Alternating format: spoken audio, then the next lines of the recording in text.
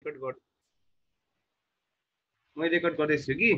अब यो इन्स्टल गर्न चाहिँ अब यो अहिले आफै गर्दा हुन्छ होइन डाउनलोड आफै गर्ने अब के गर्ने भन्दाखेरि यो इन्स्टल चाहिँ म स्क्रिन सेयर गर्दैछु तपाईँले यहाँ ध्यान दिनु ल यो अलिकति इन्स्टल गर्न चाहिँ अलिकति प्रोसेस अलिकति फरक छ होइन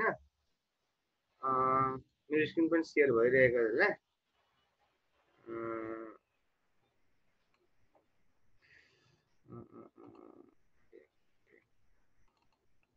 यो इन्स्टल भएपछि चाहिँ मेरो स्क्रिनसम्म ध्यान दिएर हेर्ने जस्तै यो GIS 10.5 त्यसमा 3वटा फाइल हुन्छ डेस्कटप रजिस्ट्रेसन इन्स्टलेसन होइन अनि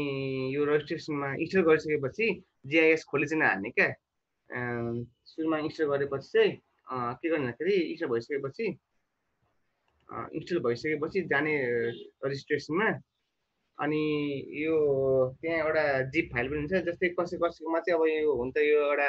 क्र्याक भर्जन हो क्र्याक भर्जनमा त अब हामीले क्र्याक गर्नुपर्ने हुन्छ अब यो यदि यो किन्ने पर्यो भने यो चाहिँ अलिक महँगै यो सफ्टवेयर अलिक महँगै पर्छ होइन त्यही भएर क्र्याक गर्नको लागि चाहिँ यो जाने यो जम्मा यहाँ चाहिँ एउटा मात्रै फाइल रहेछ जम्मा यहाँ जम्मा 3वटा फाइल हुन्छ जस्तै एउटा भाइरस नै हो होइन म एक्सट्र्याक्ट गर्छु जम्मा यसरी यो 3वटा फाइल हुन्छ क्या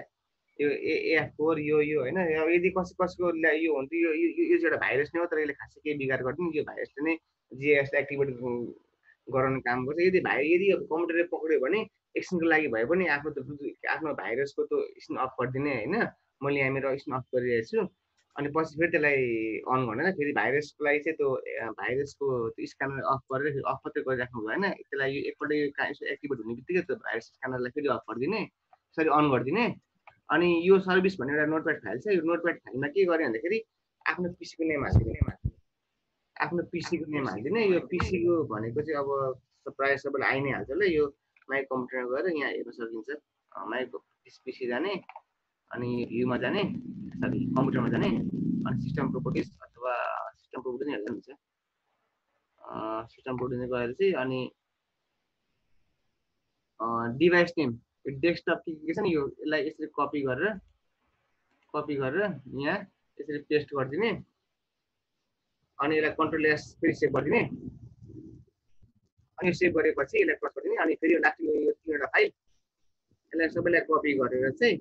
कपी कन्ट्रोल सी गरेर यसमा म कसको मेसेज आयो मैले मेसेज हेरेको छुइनँ यसमा गरेर चाहिँ प्रोग्राम फाइल 6 मा गएर ArcGIS मा गएर यो बिन भित्र गएर सरी यो 10.5 भित्र गएर यो बिन भित्र गएर यहाँ पेस्ट गरिदिने यसरी कन्ट्रोल भी गरिदिने अनि यो अलिक टाइम लाग्छ इन द मिन टाइम यहाँ कसको मेसेज आएको हुन्छ यो रिप्लेस गर्यो भने चाहिँ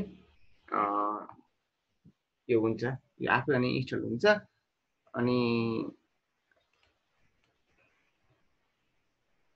यहाँ मेरो चाहिँ एक्टिभेट भयो होइन यो मेसेज कस्तो आयो यसरी चाहिँ यो हाम्रो एक्टिभेट गर्ने अहिले यो मैले स्क्रिन रेकर्डिङ गरेछु इन केस अब यो इनकेस अब यो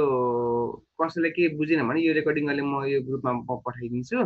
अनि त्यसरी पनि हेर्न सकिन्छ र भर्सक यो सुशील भाइ तिमी एउटा काम चाहिँ गर न यो जुममा चाहिँ पटक यो लिङ्क पठाइराख्नु पर्ने भइरहेछ कि त्यो भएर बरु एउटा फेसबुक च्याटै बनाऊ होइन अब आजको यो इन्स्टलेसन चाहिँ हामी सबैले गऱ्यौँ भने भोलिदेखि चाहिँ हाम्रो क्लास स्मुथली चल्छ होइन अब यदि मैले नै नपढाए पनि अब ललितले पढाए पनि स्मुथ चाहिँ किनभने सफ्टवेयर इन्स्टल गरेको छैन भने चाहिँ सिक्न गाह्रो हुन्छ क्या र यो जुममा चाहिँ पढाउनु कारण के भन्दा जुममा चाहिँ अब यो रेकर्डिङको उसले गर्दा चाहिँ यसमा अलिक चाँडो हुन्छ र भर्सक उसलाई पनि जुमबाटै पढाऊ भनेर म भनिदिउँला ललितलाई पनि